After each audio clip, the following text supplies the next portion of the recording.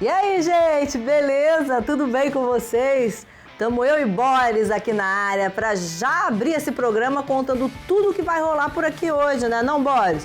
É isso aí, galera. Olha só. Hoje vamos conversar sobre comportamento digital durante a quarentena. E um bate-papo super bacana com o ator e multifacetado Otávio Martins. Temos também a nossa maravilhosa Seleção Reclame, sempre com os melhores filmes para você. Agora vocês vão ver um bate-papo super legal que eu tive com esse cara que é ator e multifacetado, Otávio Martins. A gente falou sobre várias coisas, entre elas, como que a história e a trajetória dele se cruzam com a publicidade. Olha só.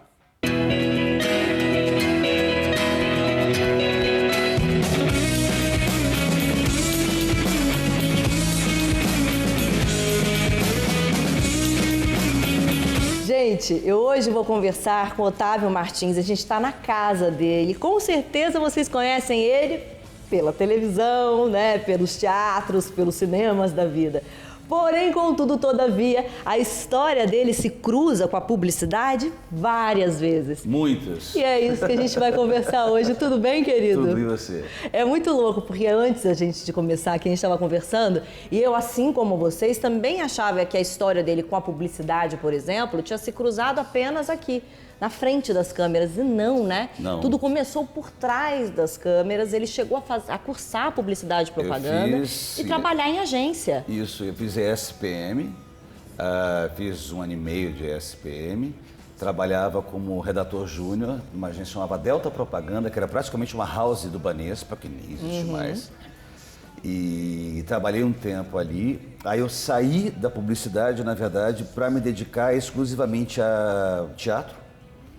Comecei a trabalhar só com teatro e depois eu passei a trabalhar com publicidade, só que na frente da câmera fazendo algumas campanhas, fiz algumas campanhas. Trabalhei durante acho que uns 12, 13 anos com publicidade como ator. E aí, você estava conversando comigo sobre outro fator que eu achei super legal. Você conseguiu fazer uma escolha corajosa que poucos atores conseguem, que é meio que determinar onde você quer trabalhar. Você começou em TV muito depois de já estar no teatro. Quer dizer, e televisão, querendo ou não, é a grande mídia, é a que dá a grande notoriedade para o ator.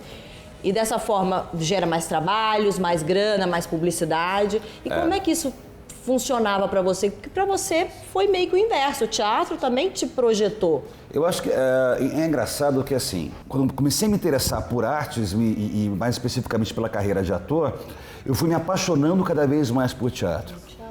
Aí eu saí da publicidade para me dedicar exclusivamente a teatro. Eu fiz teatro, só teatro, durante mais de 10 anos. Não é a mesma coisa, para você conseguir ganhar a vida é bem mais difícil. Então, muito do que eu fazia também na publicidade era justamente porque era um trabalho a mais que você tinha como ator fazendo publicidade para inteirar o salário, inteirar o condomínio. Só quem é ator sabe o que é isso, gente, ator de teatro. Né? E aí, na verdade, aconteceu um fenômeno engraçado que acho que a publicidade me escolheu. Me descobriu para fazer.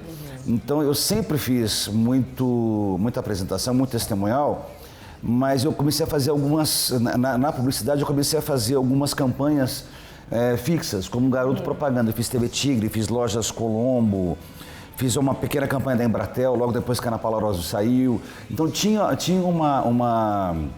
um mercado que era muito específico meu. Antes eu tinha dúvidas para fazer DDD com o celular. Não foi possível completar a sua ligação. Não foi possível completar. Aí eu descobri que com 21 eu posso falar para qualquer lugar, dentro ou fora do meu estado. E é tão barato que eu passei a usar o 21 aqui em casa. Agora mesmo, eu vou fazer um 21 para uma gata. Oi, no trabalho ainda? Aliás, o que você faz, hein? Eu faço aquela voz. Não foi possível completar a sua ligação. DDD com 21 é muito barato. Faz um 21. Aí teve um dia que eu estava assistindo TV e eu passei em 4 comerciais. Seguidos, 4 filmes. Aí passou alguma outra coisa, outro, depois passou alguma coisa, aí passou uma locução minha, e aí depois passou mais um outro, falei assim, cara, eu acho que eu estou fazendo muito, né? E aí eu estava numa outra fase, que eu estava começando a escrever e dirigir, e falei assim, não, eu vou voltar a fazer só teatro. Fiz, saí da publicidade, comecei a fazer só teatro novamente, e aí eu fui para televisão. Me conta do teu lado roteirista, que está cada vez mais forte, você está se dedicando muito. E a gente fala muito sobre criatividade aqui no programa, né? Antes da gente falar de criatividade no seu trabalho de criação de personagens, construção de personagens, eu queria ver o lado criativo do roteirista. Como é que é partir de uma história do zero, por exemplo? Quais são suas fontes de inspiração? O que você busca quando você escreve uma história? Basicamente,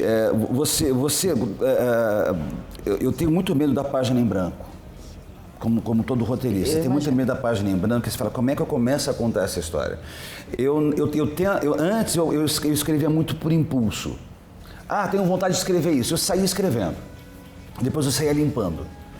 Aí com o tempo eu passei a escaletar mais. Que é tipo, eu tô com vontade de contar uma história a partir disso. Eu tenho sempre, quando eu conto uma história, eu sempre parto do princípio que além dessa história eu tenho que ter pelo menos mais 2 outras histórias. Pelo menos um arco grande e 2 outros um pouco menores, nem que eles sejam como pano de fundo, para fazer a sustentação dessa história. Porque não se trata apenas de você contar uma história, então o Joãozinho e a Maria se apaixonam. É o contexto em que eles se apaixonam e principalmente por que você está contando uma história de um amor. Se você não tiver muito claro na sua cabeça para quem e por que você está contando, você vai ficar patinando em cima de uma história que todo mundo já contou. Contar uma história é, antes de mais nada, você analisar uma situação de um determinado ponto de vista. Porque não adianta você, e isso é uma coisa que cabe muito na publicidade, não adianta você ter uma ideia brilhante se a ideia brilhante não tem um propósito. Não adianta você ter uma grande história se essa história não tem um propósito, ela não tem um fim para aquilo. Então, senão você começa a criar, mas você começa a criar tirando a esmo. Eu demoro muito mais hoje para começar a escrever. Mas quando eu começo a escrever, é mais rápido. Deslancha. Você chegou a ler muito mais, só um ponto de observação. Muitas pessoas que eu venho entrevistando falam, eu lia muito mais antes das redes sociais. Porque a internet consome seu tempo, Não. que era um tempo que você consumia lendo mais, não? Não. Eu tenho prazer, um prazer legítimo de ler, eu gosto de ler. É um hábito que não se transformou, então, a partir da internet? Eu acho a internet meio sacal. Eu acho meio... você ficar preso numa tela muito pequena, quando você tem telas tão grandes para você ver, é uma coisa, é meio querer não ver o resto do mundo. Então, assim, esse instrumento que ao mesmo tempo é tão necessário hoje em dia, que tudo que você tem está no celular, ao mesmo tempo ele te afasta de uma coisa óbvia, que é levantar os olhos e olhar no olho. E falar, e aí, você faz o quê? Né? Então eu fico pensando que daqui a algum tempo, como é que as pessoas vão fazer para paquerar se não for via aplicativo? Eu acho que existe uma necessidade hoje de você se conectar através do telefone para o mundo, porque é mais a imagem que você passa, o que você gostaria de ser, do que de fato o que você é. Sem dúvida. Então, essa necessidade de projeção, essa necessidade de autoafirmação, é uma coisa que a gente tem que estudar para ver o que está acontecendo com a gente. Eu acho que Freud enlouqueceria nessa geração. Eu acho que a gente ia ser um prato cheio para ele. Ou então o stories dele ia ser muito bombado. Ou ia ser muito bombado. Será que até Freud sucumbiria? Hoje a gente é dominado por um universo de fake news. Você tem até como conferir. O bom senso faz você saber que não existe uma madeira de piroca. Exato. Mas tem como você conferir que não existe isso, né? Então, assim, a gente vive um mundo em ebulição, um mundo de transformação. Eu não conheço, se você que está me assistindo conhece vários amigos que estejam muito bem, me ensina a fórmula, porque eu não sei, porque todos os meus amigos estão em colapso, tipo, que mundo é esse que a gente está vivendo? Para onde a gente está caminhando? Mas o colapso existe, sabe onde? A partir do momento que aqueles valores que você tinha... Porque, veja bem, nós vivemos ainda sob a égide de valores dos anos 50. Do American Way of Life, de você é a dona de casa, o cara, o provedor, as crianças. Ainda existe uma mística de um American Way of Life, um pai numa sombra disso, que você olha e fala assim, gente, isso acabou. Nem eles mais têm isso. Eles têm aquela porcaria oxigenada como presidente, entendeu? Então, assim, não tem muito esse estilo de vida, esse padrão de vida tá caindo. Os valores estão sendo substituídos. Eu acho sensacional. Outro dia eu estava conversando com um amigo, ele falou assim, poxa, a gente não pode falar mais nada porque é politicamente incorreto. E as mulheres vão falar alguma coisa, eu falei assim, mas meu irmão, a gente aprendeu em cima de coisas que estavam erradas. A gente vai ficar velho se a gente não olhar e falar assim, cara, estava tudo errado. A gente tem que reaprender. Como é que você pode imaginar um mundo hoje em que mulheres não têm os mesmos direitos? Como? Se elas fazem as mesmas coisas, pagam os mesmos impostos, como é que ela não vai ter o mesmo direito? Como é que ela não tem direito? E tudo começou, na verdade, o empoderamento feminino começa na Revolução Sexual na década de 60, a partir do momento que a mulher fala, eu também tenho direito a gozar. Exato. Porque assim, quando você fala de machismo, quando você fala de racismo, quando você fala de homofobia, não pode fazer piada, mas disso não. Não pode. Não pode. Você vai ter que ser inteligente para fazer piada agora, animal. Sabe? Infelizmente, você vai ter que parar para pensar no que você vai fazer. Claro, por quê? Porque aquilo que era costumeiro, vamos fazer, é bobo, se perdeu, é ultrapassado, é antigo na pior acepção da palavra. Eu só queria encerrar falando para vocês o seguinte: é muito importante a gente conseguir abrir os olhos para as histórias que são contadas para a gente e para as histórias que a gente conta. Porque no país que a gente vive hoje, a capacidade de saber ouvir e de saber ser ouvido é essencial para que a gente volte a ser a grande nação que um dia nós já fomos e que a gente vai voltar a ser. Tá bom? O que eu posso fazer?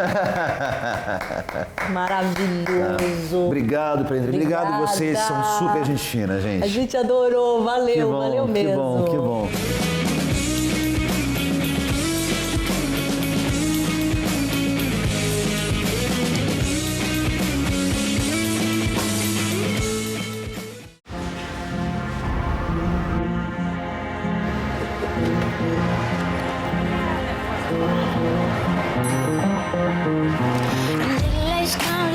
A little more action, please. All this aggravation and satisfaction in me. The world is out of balance. That's why people are standing up for more sustainability. Come on, baby, I'm tired talking. Your coat, let's start rocking. Come on, come on. Come on, come on, come on. Don't procrastinate, don't articulate. Girl, let's get late, getting us and we know it. A little less conversation and more action, please.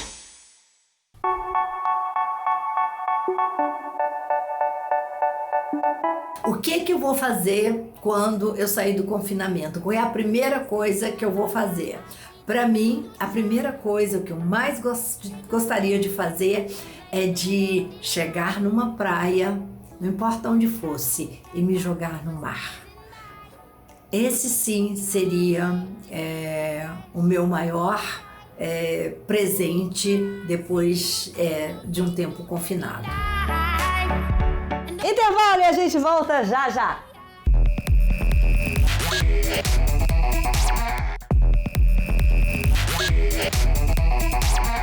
Vamos assistir agora o depoimento de alguns humoristas que são produtores de conteúdo digital e estão fazendo muita coisa bacana direto de casa. E entender se tá rolando uma aproximação, né, com o público durante esse período. E claro, é impossível falar de comportamento digital na quarentena sem falar em como o TikTok tá influenciando todo o conteúdo nas redes sociais, principalmente quando o assunto é humor. Olha só. Don't show up, don't come out, don't start caring about me now. Walk away, you know how. Eu sempre acreditei que um influenciador tem a função de entreter e comunicar ao seu público. Então, mais do que nunca, nesse momento que estamos vivendo, eu acho sim que a gente precisa usar nossas ferramentas para informar, sim, e principalmente para entreter, porque tem muita gente hoje que depende do nosso conteúdo para ter uma válvula de escape nesse momento tão delicado que estamos vivendo. E eu gosto de produzir conteúdos que a pessoa se identifique, por exemplo, situações que eu vivi e que eu acho que mais pessoas passaram por isso, sabe?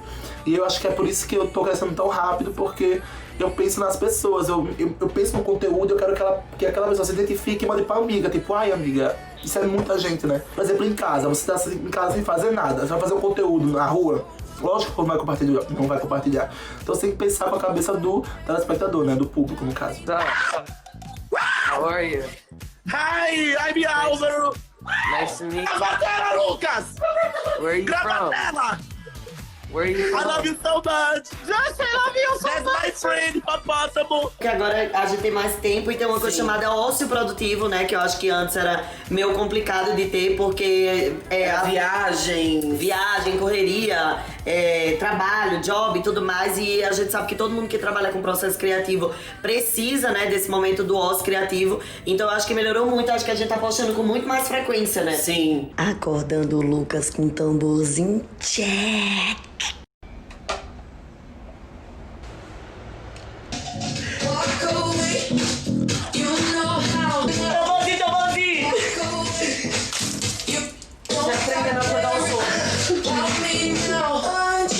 No ano de 2020, o TikTok já é o aplicativo de vídeos mais baixado do mundo. E o fenômeno não para por aí. Ele já quebrou recordes também no mercado financeiro. A empresa bateu um número surreal e excedeu o valor de 100 bilhões de dólares de investimento nos mercados privados de ações. E com isso, os olhos dos anunciantes estão cada vez mais voltados para o sucesso TikTok. You know those small moments, like seeing a familiar face in the crowd. Or coming up with the perfect fantasy team name. Ah, yes, the San Francisco 9to5ers. Or going a little bit extra with your touchdown celebration. And on TikTok, it's stuff like that. All the time. Just real athletes, real fans, and real videos that make your day. TikTok. Um dos grandes responsáveis pelo sucesso do TikTok é o uso da inteligência artificial dentro da plataforma, que detecta quais são os vídeos com maior potencial viral. Isso acontece porque ele foi criado justamente para tornar os vídeos dos usuários virais e assim espalhar seu conteúdo para outras redes, como Instagram, Facebook e Twitter. O TikTok me ajuda muito a ativar minha criatividade e porque lá tem várias ideias de vídeo também, né, de áudios que você pega e dubla, então tá sendo uma arte mãe. O TikTok e a pandemia caíram certinho, os dois juntos, pra gente que é criador de conteúdo.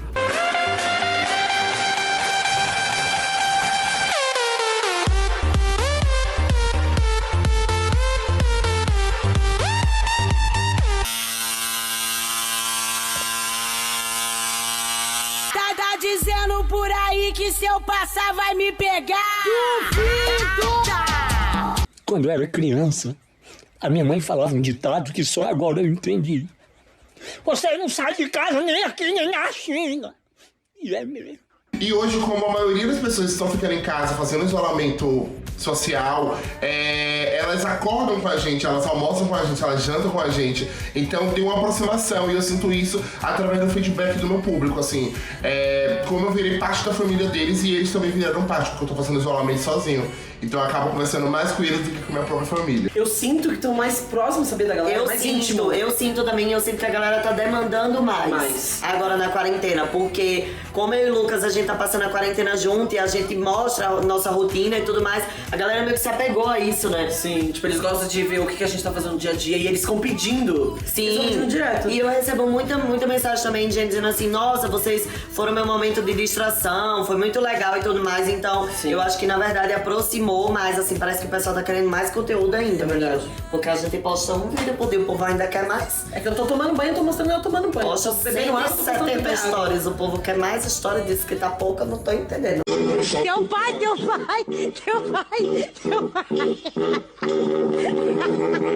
Bem difícil de produzir um conteúdo entre 4 paredes brancas. A minha casa aqui é pequena, eu tô há 2 meses aqui e a gente que é produtor de conteúdo, a gente sabe que é difícil criar conteúdo. Você 2 meses no mesmo lugar, com as mesmas pessoas, com as mesmas caras. A minha casa é o meu próprio conteúdo pro meu trabalho. Então isso não foi uma coisa que mudou tanto. A dificuldade foi que hoje a gente não consegue encontrar outros influenciadores para gravar uma colaboração, para puxar um público pro outro. Então isso deu uma dificultada. Só que isso é muito legal porque a gente acaba explorando mais a nossa criatividade de saber o que vamos fazer de novo num lugar fechado, dentro de casa. O consumo virtual aumentou muito.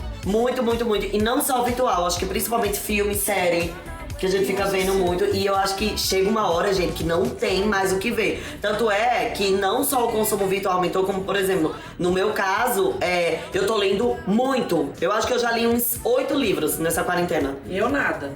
Mas o livro tá ali, não lê porque não quer.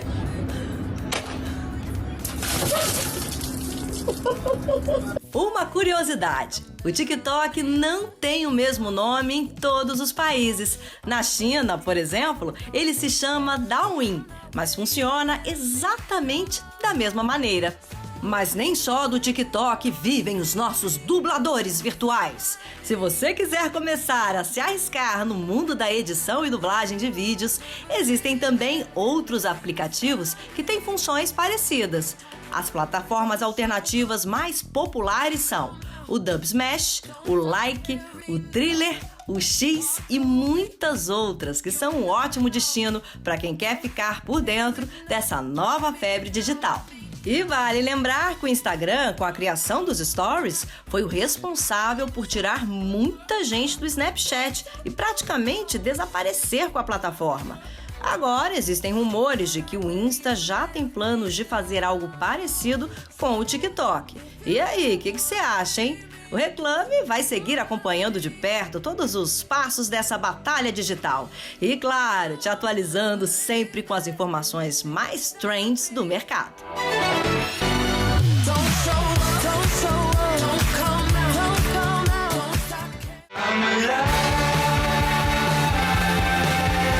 E assim como uma poderosa chefona deste lar, eu virei a carrasca da família, a obcecada por limpeza, eu termino este Reclame de hoje. Pois é, né, gente? Essa quarentena vai transformando a gente. Aliás, conta pra mim como é que tá de vocês, né? E quais foram os maiores desafios e aprendizados até agora, lá nas nossas redes sociais. E aproveita por lá também e fica ligado num monte de conteúdo inédito e bacana. Um beijo.